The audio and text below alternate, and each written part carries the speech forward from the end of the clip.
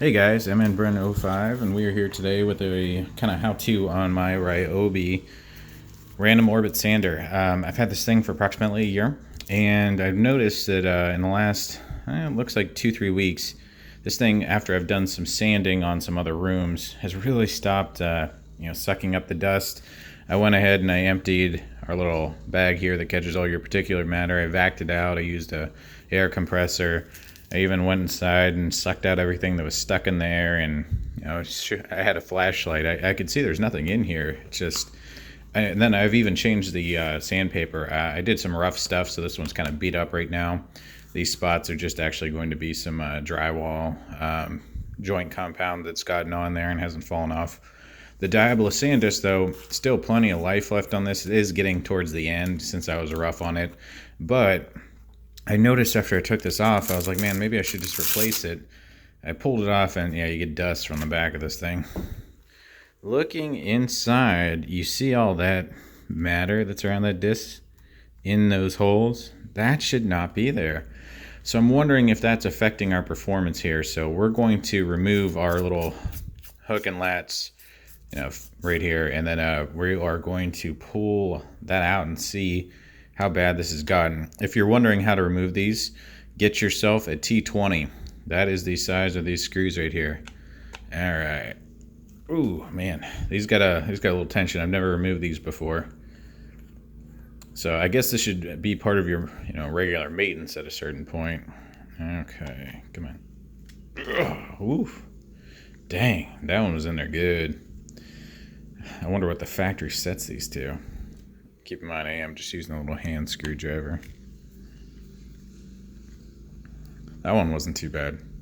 They barely had to struggle to get that one out. Okay. And we got one more right here. So that's pretty easy. Alright, this one feels like she's free. Alright, here we go. Let's turn her over. Oh yeah, we're gonna have to clean that up. Look at that. That's caked with all the paint that I've sanded down, all the wood. I know you guys can't really see that, but this thing's actually pretty well covered. And then, even worse, look at the inside of this thing. This was, I believe, all kind of a blackish gray color when I got it. And just, oh God, it's greasy, it's thick, it's chalky. Oh my God, look at that. So, in short, if you're having some issues with your Ryobi, I mean, you could even tear this apart further. Look at that, all the dust falling out. And really give this a good cleaning, especially if you use it heavily. I mean, I've vacuumed out the little ports right there, and the rest of the unit, I didn't even think to look down here. And, I bet this is restricting some of the flow of the particulate matter that's supposed to go through here and then go into your little catcher right here. But take a look at that, guys. That is proof right there. These things do need to eventually be cleaned out. Look at all that crud. That's just pulverized wood dust. It's going to be some drywall. That's going to be some spackling compound. Nasty stuff. Make sure you're wearing one of your masks or a respirator when you're doing this. Alright guys, I'm going to clean this up. I'm going to put you guys on pause while I do that, and then I'll come back and show you what it should look like when you're done.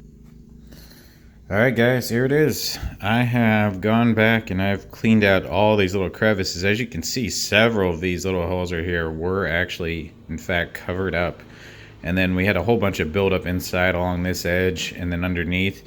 And a couple of these teeth right here that rotate they rotate underneath and, force basically the dust to get channeled into our little, I guess it's a fan in other resorts, but those were actually covered up too, so I had to chip out some of that. So if you're having issues with your Ryobi, it's not a defective unit potentially, and you notice that it was working before and it's just not picking up the dust now, and it seems to be more or less just throwing it around the room, which is what you don't want to happen. I mean, if that ends up happening, you have to kind of open up a window and make sure you get everything ventilated, that's what I was doing over there. So yeah, take a look at the inside. I mean, I actually cleaned most of it off. I just used a paper towel and I kind of pushed it around, and then I got out the vacuum and I sucked out all these little ports, and a ton of matter was coming out of there, all this dust, and debris. And then also keep in mind, this is actually supposed to be semi-lubricated. It just needs a thin coating. It doesn't really say online what it is. I'm gonna have to call Ryobi and find out what they recommend, but there is a grease that goes on here, and I guess it just keeps all this while it's turning from creating excess friction. So that's really all there is. And then reassembly, all you have to make sure is when you're reassembling these things that you have these little holes lined up on your hook and lattice, and they don't always line up exactly, so you kind of have to play with it a little bit. But when you get them in, Ryobi does recommend that you kind of like tighten them in a cross section. So yeah, I think as long as you get them in there and you tighten it down evenly, you should be fine. So thanks for watching, guys. I'm gonna plug this back in and put my battery in there, and then we're gonna get back to working. So thanks for watching. Have a great day. Bye.